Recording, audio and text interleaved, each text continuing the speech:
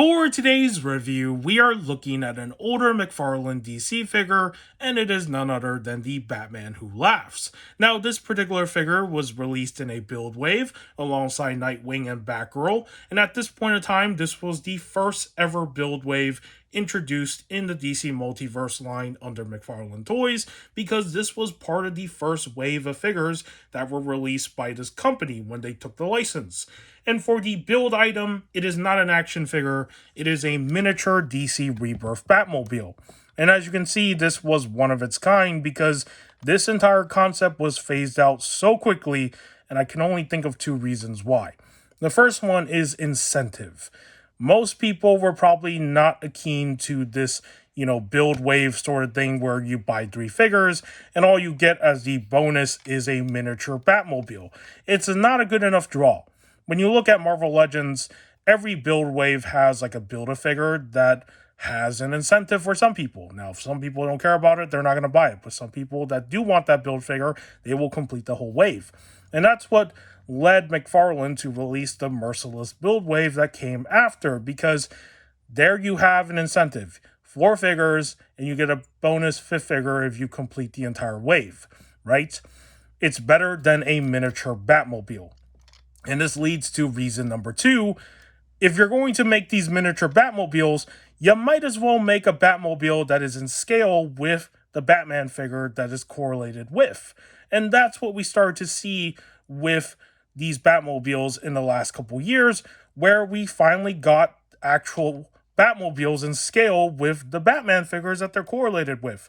So this is why I think the reason why they phased this out entirely was because of those 2 reasons in particular. But this particular Batmobile still holds a place in nostalgia for me because this was the only Batmobile we had in this line before the Flash movie. And it's crazy to see how it's come full circle, because now, after all this time, we finally got a proper scale version of this Batmobile to go with the DC Rebirth Batman. So yeah, just wanted to mention that. And now I'm going to talk about the aesthetics of this miniature Batmobile before we get into the accessories and the figure itself. So as you can see, the sculpt details of this miniature Batmobile is not too bad. There are some details right there for the engine parts. And as you can see with the paint, they did use a sort of wash to give it this sort of fade, which is really nice.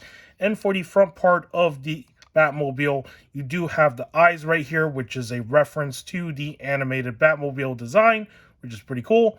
And on the side right here, you do have the wheels and this sort of like interior design right there. And on the top part right there, you have where Batman would be sitting inside the driver's seat area. And on the back here, you do have more of those sculpted details. And on the back side, you have the burner where all the fire would be coming out of when he presses the nitro. And on this side, you also have those details again. It's the same details like the other side. And that's pretty much all there is to this Batmobile. Now, how you assemble this Batmobile, it was a really simple thing. So these pieces were all separate. So this was a separate piece, the middle was a separate piece, and the side was a separate piece. And from what I remember, it was a peg hole for the middle part, I think, or the sides. I don't actually remember because it's been so long. But basically, you would just connect them to the portholes that were on the side parts here. And then you would just, click them in, and then there you go. That was how you build this. It was really simple. And as you can see, the seam lines are there where you can see where the separations are. But they did a pretty good job with the sculpting that it just blends in with the rest of the design. But yeah, this is the seam line right here that shows you where the separation would have been if you had these pieces separated. So pretty cool. And that is the miniature Batmobile. And now let's move on to the accessories that this figure comes with. And let's start with the first weapon accessory that he has, which is this knife. As you can see, it does have some damage marks to it, some dirtiness, which, makes sense because this character has probably been using this sort of weapon for a long time. So that's pretty cool. And there's the handle right there. It's all black. As for the other accessory, it is this scythe. I'm not sure what this is supposed to be because it's definitely not a knife like this, but it is a sharp weapon. And as you can see, there is a wood design here, and there is some wrappings right there for him to hold it so he doesn't like splinter his hands, I guess, from the wood. And as you can see, there's some details and all that stuff painted, and it's pretty worn out.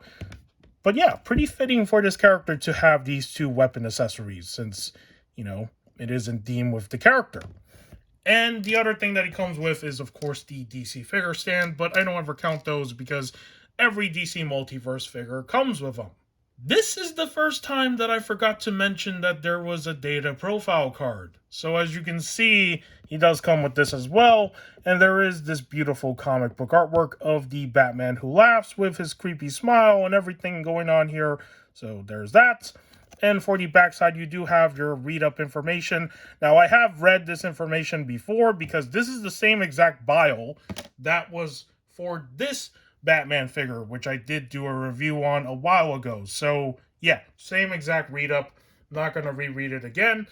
But as you can see, this data profile card is old because there's also this additional information that they don't include anymore. So yeah, there's that. And also the material for this card is on the thicker side. I don't know how many of you remember, the data profile cards used to be like really thick. Not like the current ones where they're like super thin. So yeah, almost forgot to mention that, but it does come with a data profile card. So there's that. And now we can jump into the aesthetics of this Batman figure.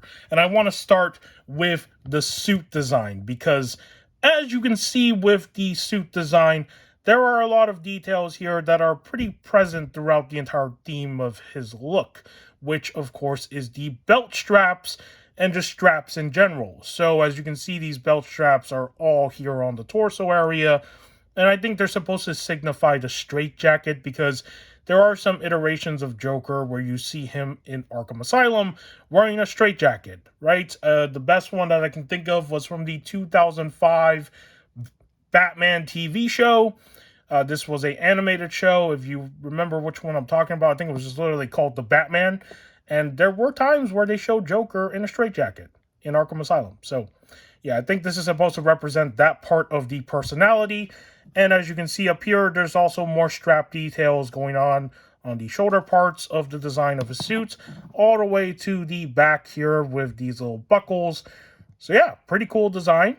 And then for the side of his arms, you do see more of the belt straps, and they are representing the sort of like arm gauntlet thing that Batman usually has.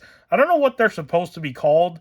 I usually call them fins, but you know, it's a thing that he uses to block sword hits. So very cool that this detail is also there. And for his pants, they are very simple looking pants. As you can see, they're all in the black color, but I like the sculpting details here to show some realism. And as we go down the leg, you do have the boots that he's wearing, which are like these really high boots. There are some shoelaces sculpted here, so the details are done nicely. You also have another belt strap right there for his bottom of the boots. And on the underside, there are the details right there. So there's that. And going back to the back of the figure, you do have the tattered part of his coat that he's wearing, which does have these little details that are sculpted in. So that's pretty nice because it does give the design here some stylistic elements. As for the head sculpt, this is where the most significant part of this figure is, and it's mainly the look of the character. As you can see, he has a very creepy smile with terrible teeth and also terrible lipstick makeup. And he's also wearing this sort of like visor that forms the ears, and there's spikes coming out of it. And that's something that I've always been curious about. How does he see when he has this on? Is he even seeing at all? Or he's using his ears like Daredevil to just listen to where his enemies are? I'm not too sure. I never read too far into the comics. I don't know if they even explained the whole thing with this look. Maybe they did. But yeah, pretty cool head sculpt. And something I also want to point out is that it does give me Hellraiser vibes. If you remember the character called Pinhead, I think that's where they got the inspiration for the design of his suit and everything from. It's probably from Hellraiser. Hey, I don't blame him. That character is a well-known character, so it makes sense to kind of make him look kind of like that, right? So taking inspiration from something else, not a bad thing to do. And that's pretty much most of the aesthetics of this figure. Now let's move on to the articulation. But before I do that, let me show you something funny. So his arms on this side, for some reason, I can pop it off. Yeah, I don't know why on my copy, it just comes off really, like, not exactly loose, but it's just really easy to pop off. So that's just something I want to point out right there for my copy of the figure.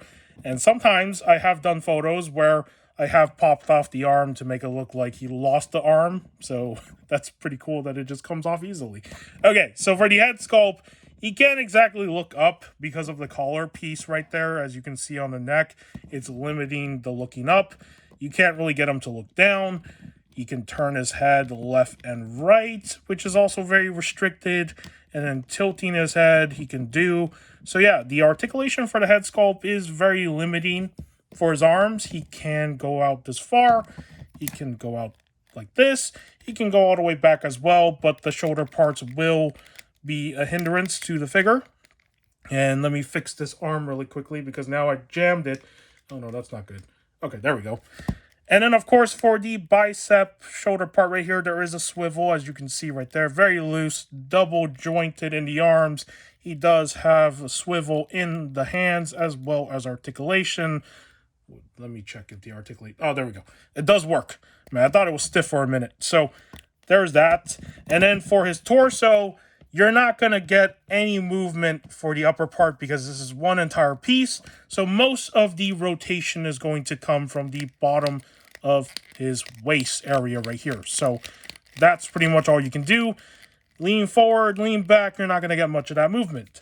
And for his legs, you can tell that these are very old school looking legs because Mcfarlane sculpted the bottom parts of most of his figures at this point in time using this sort of method where it just look really strange. So as you can see, he can kick out. Not entirely the best because this upper part is like stiff plastic. So this is as far as the legs are going to kick out. In terms of doing the splits, you can't really get him to do the splits. So, you know, it's really restrictive. His legs are not going to like articulate in the best way. And in terms of like upward thigh swivel, there is a little bit of that movement right there, but you can see it's really restrictive. Now, for the legs, he does have double jointed, so those work. And then for his feet, there is articulation, swivel, and toe articulation. And that's pretty much most of the articulation for the Batman Who Laughs. Very old school articulation. A lot of parts will hinder him from doing any sort of crazy action poses, but there it is. And now I'm going to show what he looks like with his accessories. So let me put this sword, or not a sword, this big knife on his hand over here, the right hand. Let me just get this in there. There we go. And then for his other weapon, let's see if it fits on this hand. Go in. Okay, there we go. Went in. All right. And there he is with his accessories. Looking very terrifying and, you know, crazy looking, right? He got this sort of weapon. So there it is. And yeah, not too bad. I actually like the accessories that he came with. It would be cool if there was a new version of this figure with like newer articulation and a newer body buck. But sadly, we're not probably going to get that anyways. Well, actually, we did get a repainted version of him announced. It is the black and white accent edition. He has like a little bit of purple going on here, but it's the same exact figure mold and everything. So if they can do a repaint like that, it would be cool if they made an updated version of him with like, you know, similar head sculpt and everything. Speaking of 2.0s, to kick off the comparison section for today's review, here he is next to the Noob Saibot Batman Who Laughs figure. So if you've ever played Mortal Kombat 11, there was a Battle Pass season where they did give Noob Saibot a Batman Who Laughs skin that you can use in the game, and Mcfarlane did turn it into an actual figure. So there are the two of them together.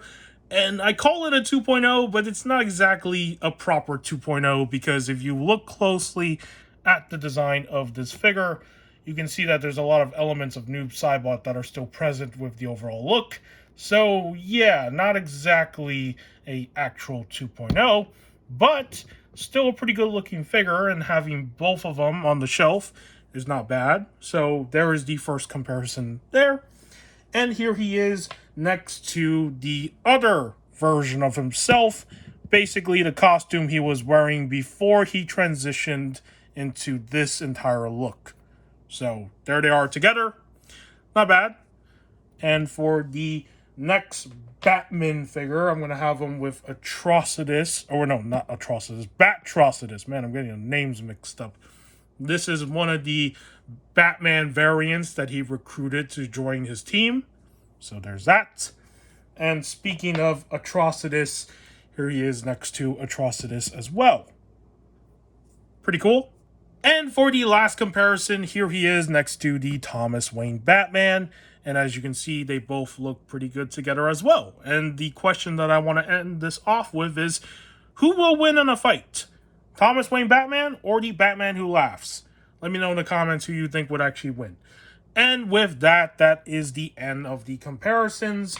And if you found today's review of the Batman Who Laughs informative, do give this video a like. If you want to subscribe to the channel for more action figure content and whatever else I do on here, it would be much appreciated. And with that said, take care, and I will see you in the next video.